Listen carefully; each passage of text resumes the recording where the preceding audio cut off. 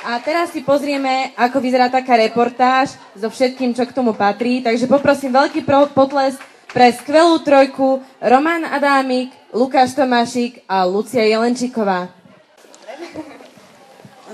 Tak páni, ste pripravení? Môžeme začať? Samozrejme, pripravení.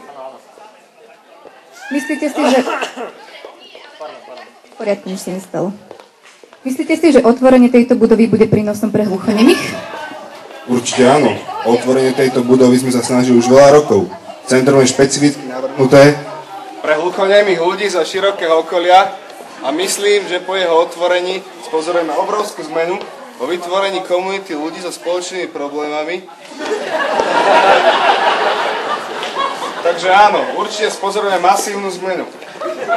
Prepáčte, udierate ma do tváre, môžete sa posunúť trochu ďalej? Prepáčte, neuvedomil som si to.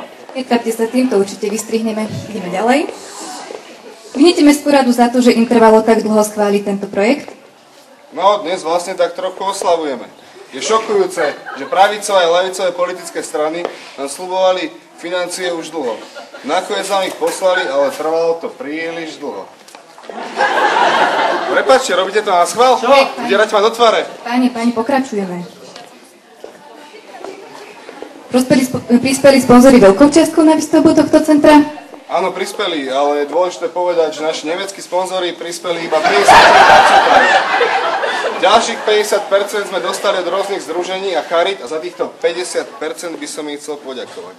To čo má byť? Čo to znamená? Čo je to? 50%? To nie je 50%, to je kura. O áno, alebo polovica kuraťa. To je 100%? To je 50%.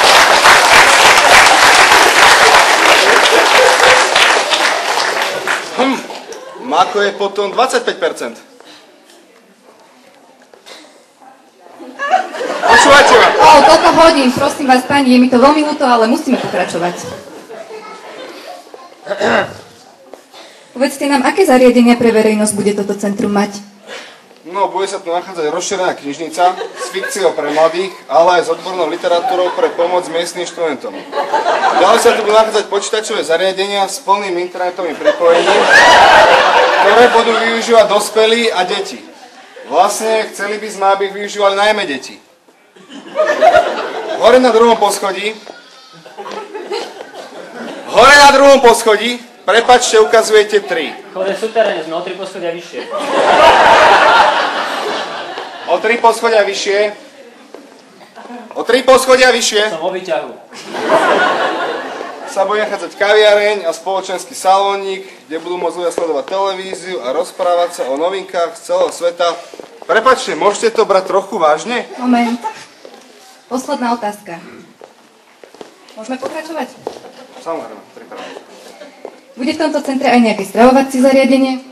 Samozrejme, bude. A vlastne na prvý deň sme si pripravili špeciálnu akciu. 25% zľavu na polovicu kuraťa.